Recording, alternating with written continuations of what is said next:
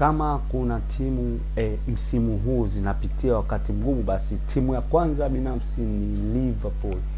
Liverpool bwana anapitia wakati mgumu. Imagine jana Liverpool amefungwa goli 4-1 akiwa nyumbani dhidi ya timu kama ya PSG Eindhoven.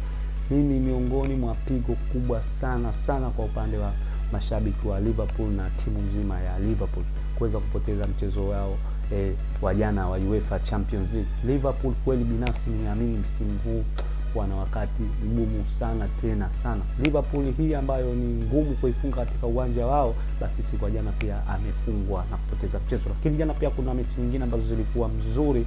Mechi miongoni mwa mechi ambayo ilikuwa nzuri basi ni hii mechi ambayo ya PSG na Tottenham Hotspur, ambapo PSG ilifanya kupata ushindi wa goli 5 dhidi ya Tottenham Hotspur. Mechi ambayo ilikuwa ni mzuri sana hii kwa upande wa Vitinha. Vitinha jana alifanikiwa kufunga magoli 3 akiwa katika ubora wake. Lakini pia mechi nyingine ambayo ilikuwa nao ni mzuri basi ni mechi ya Atletico Madrid na Inter Milan. Mechi ambayo Atletico Madrid alifanikiwa kupata ushindi wa goli 2-1 dhidi ya Inter Milan. Mechi ambayo ilikuwa pia nao ni mzuri hii katika upande wa siku ya jana. Kwa hiyo siku ya jana Liverpool amepoteza, PSG amefurahi, Atletico Madrid amefurahi. Bwana, hii ni HSM Sport na mimi ni HSM.